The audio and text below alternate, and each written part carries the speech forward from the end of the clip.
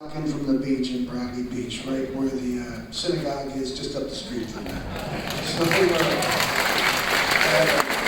had my little Aeolian piano that my aunt gave to me, and I had it in what passed for a living room. And I remember writing Sandy and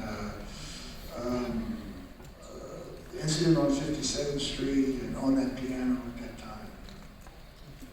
That was where Peter Noble, who was one of my first champions. Peter, are you out here? He's here. Yeah. Where are you? There? I haven't seen you in so long. I'm glad to hear it. He was one of my first great champions. Came to my little apartment. He came to that garage apartment in Bradley Beach. And I have a few pictures from that time. So you're living there. You're writing most of the album on piano. Was that normal for you? I guess. I kind of went back and forth. I think East Beach Shuffle was the guitar. Sandy was the piano. Kitty's Back. I don't remember how that came about. Wild Billy's Circus Story was a guitar. Incident piano. Rosalita guitar. New York City Serenade. I think they wrote that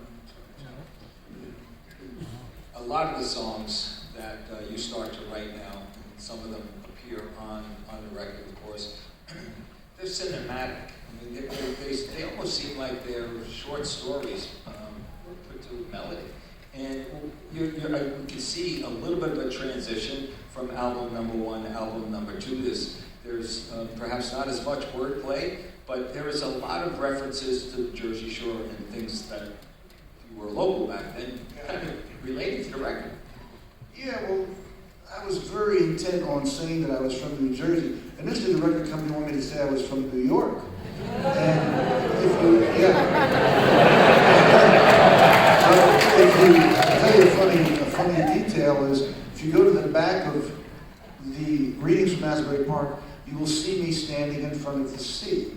Now, actually, I'm on like 4th Street. And after I decided on the album cover, somebody photoshopped in, or whatever, however they did it in those days, the ocean. But actually, I was in New York City.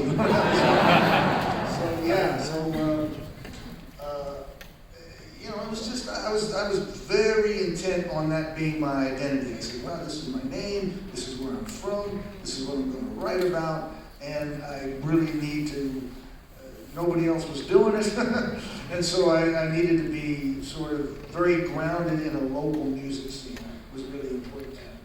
Sinatra left and went into New York. Count Basie, who was from around here, left. You were really the first one who not only stuck to it, but also proclaimed it, celebrated it.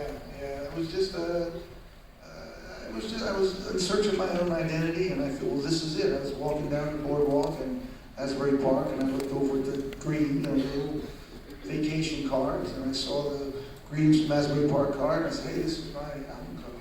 I went in and gave it to the art director at Columbia, a guy named John Bird, and amazingly enough, he said, yeah, I like this, we'll do it. I didn't